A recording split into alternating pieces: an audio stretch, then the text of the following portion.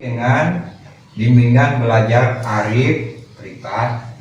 Pada pertemuan kali ini kita membahas tentang pelajaran ilmu pengetahuan alam SMP MTS kelas 9, ciri-ciri makhluk hidup dan klasifikasi makhluk hidup.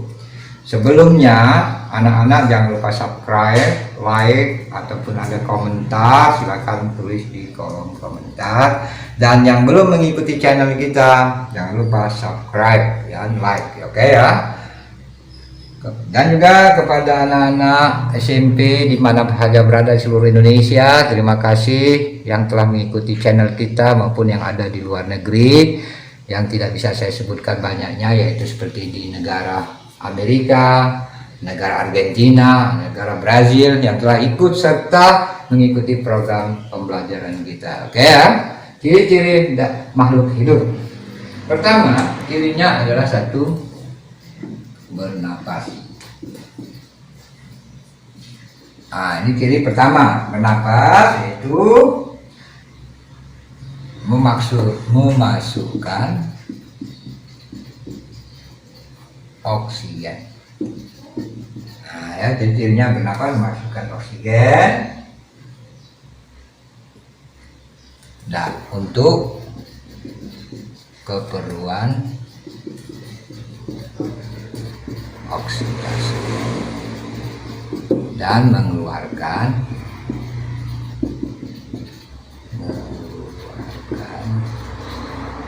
CO2, karbon dioksida. CO2 artinya karbon dioksida dan H2O yaitu air ya. Nah, jadi masukkan oksigen untuk keperluan oksidasi ke dalam tubuh ya, biar lebih tahu ya. Dalam tubuh. Kemudian dan mengeluarkan CO2 kemudian dari luar tubuh. Nah, dari luar tubuh ya. Nah, bisa zat sisa, bisa berupa zat sisa ya, zat sisa yang ada di dalam tubuh kita ya. Oke ya. Kemudian yang kedua adalah ciri-ciri yang kedua, peka. Jadi peka terhadap rangsang atau iri bilita, bahasa artinya iri bilita ya, iri bilita atau iritabilita. Kalau bahasa ini irita ya, seperti ini iritabilita, kemampuan untuk menangkap rangsang ya, seperti umpama kena gigit nyamuk. Kemudian ada lagi yaitu bergerak. Ya, ini cirinya yang pertama, seperti pindah-pindah tempat, berdiri ya, bergerak ya, contoh bergerak.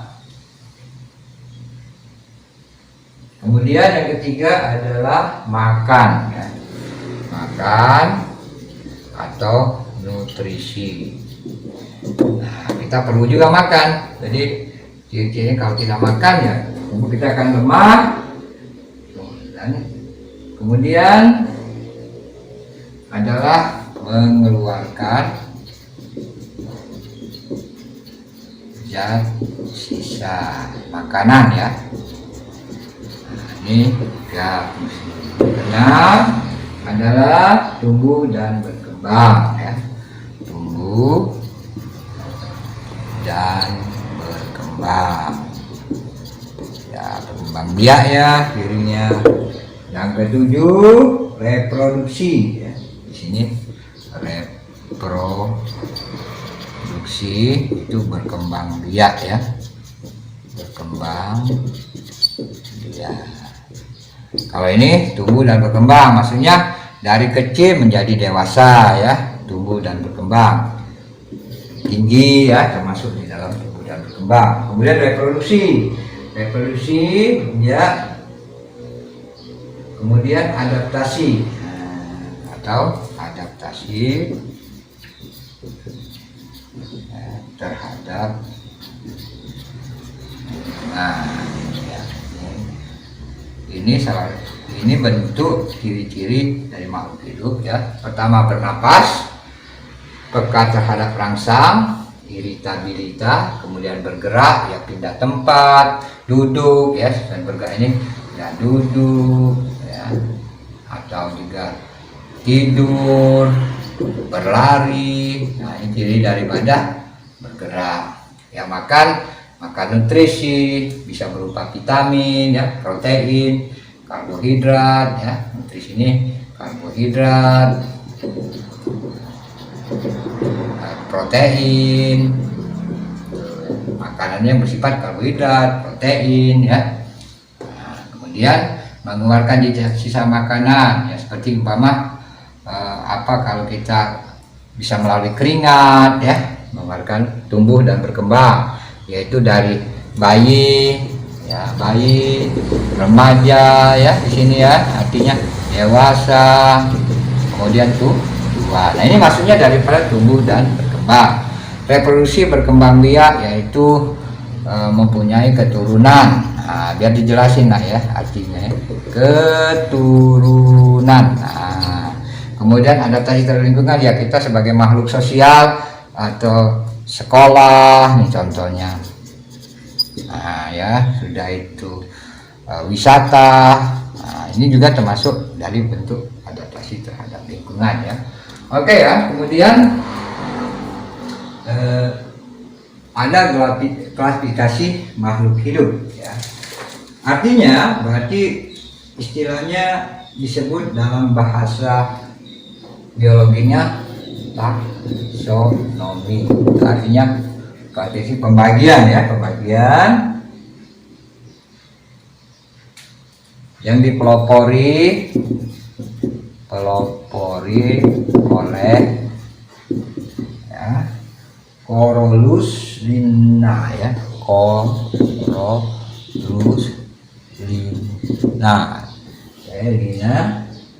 Linnaeus ya, bahasa Latin ya, Linnaeus. Ini yang mempelopori tentang klasifikasi makhluk daripada hidup ya. Jadi mempunyai tingkatan takson ya. Pada hewan mempunyai tingkatan ya, tingkatan takson namanya ya, tingkatan ya, takson ya, takson ya. Kalau di sini kita lihat tingkatan takson, yaitu filum, satu filum, dua kelas ya, jenis klasifikasinya, tiga ordo ya, empat famili, kemudian lima genus ya, bahasa Latin semua ini. Kemudian spesies yang terakhir, spesies. Nah, jadi pada ini dipelopori oleh Carolus ini dibagilah bentuk hewan itu dalam bentuk filum, kelas, ordo, famili, genus, spesies ya. Jadi kita belajar sehingga kita memudahkan untuk mengetahui. Nah, kemudian berdasarkan persamaan ya, berdasarkan persamaan ya. Nah, berdasarkan persamaan, perbedaan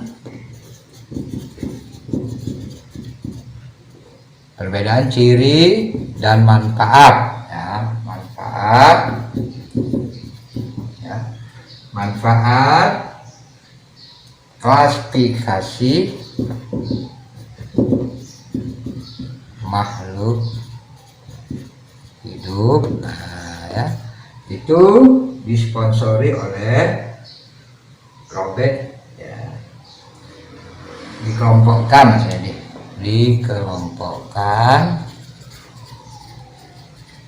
menjadi 5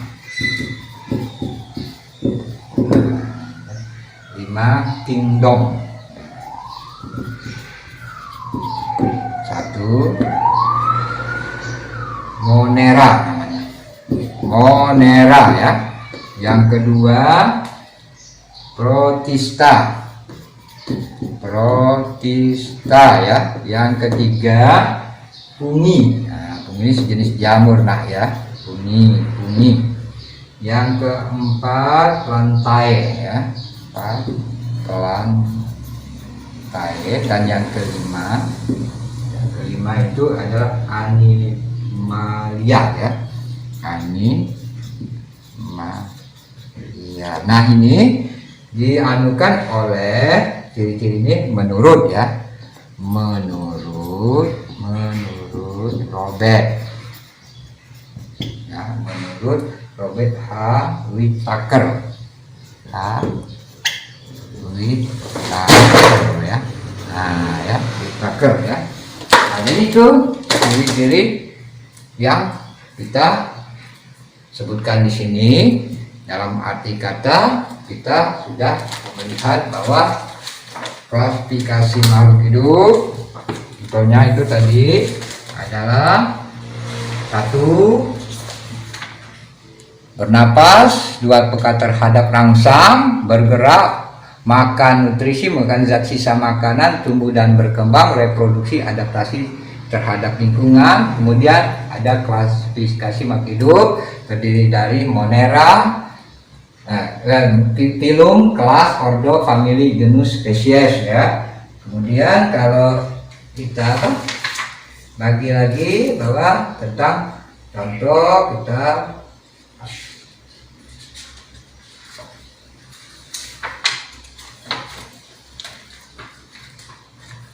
ya, perhatiin dulu anak-anak ya supaya bisa mempelajari tentang makhluk hidup ya.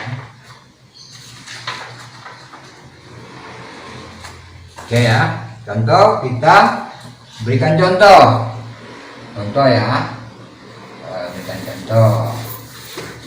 Ini masih di dalam klasifikasi makhluk hidup ya. Yaitu sama Kingdom Monera. Ini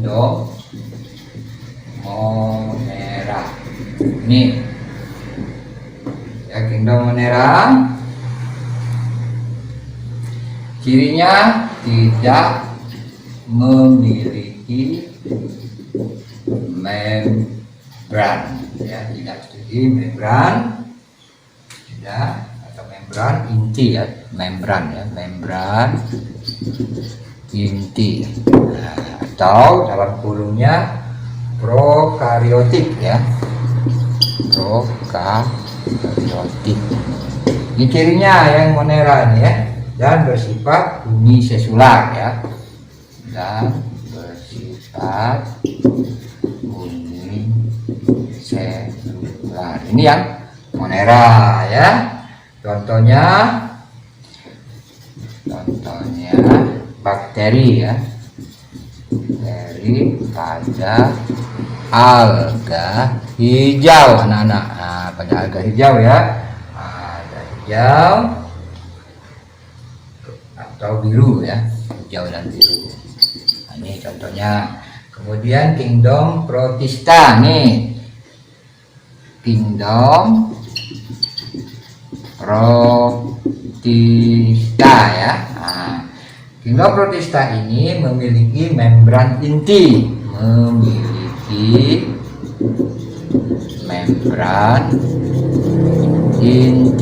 Nah, ada membran inti atau eukaryotik.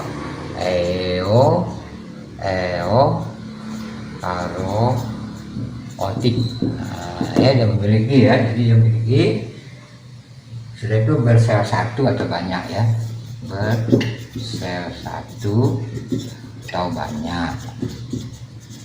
Oke ya, kita lihat di situ. Contohnya adalah protozoa ya, contohnya protozoa dan alga. Contohnya protozoa ya dan alga. Ini yang Kingdom Protista ya. Kemudian kita masuk kepada Yang ketiga kingdom fungi. Ya. Kingdom fungi ini subtropik ya, hidup sebagai subtropik ya, hidupnya sebagai subtropik ya. Kemudian dari situ contohnya fungi ini jamur ya nak ya, jamur, contohnya jamur. Contohnya Rhizophus oryzae. Pernah nggak lihat apa tempe ya, contoh Rhizophus ya, contoh Rhizophus oryzae. Oryzae ya. Itu contoh-contohnya salah satu. Itu kingdom plantae ya. Kemudian ini dan ya kingdom plantae ya. Yang keempat ya kingdom plantae. Kingdom plantae ini contohnya tumbuhan paku, ya, paku ya. Kemudian lumut ya, atau pete ya, Pteridophyta ya, atau di sini saya sebutkan di sini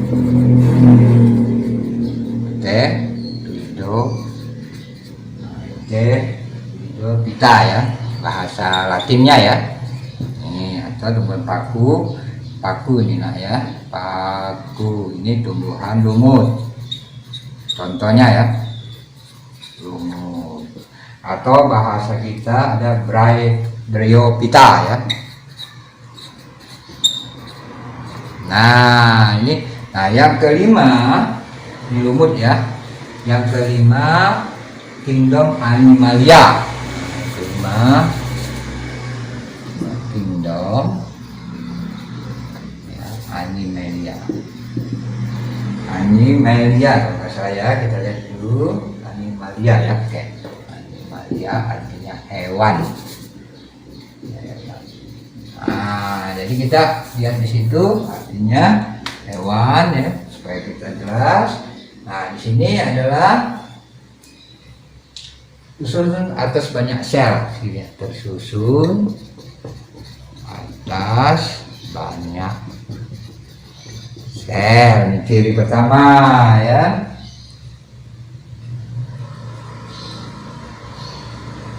Selnya eukariotik seperti ini tadi. Eukariotik ya, bersifat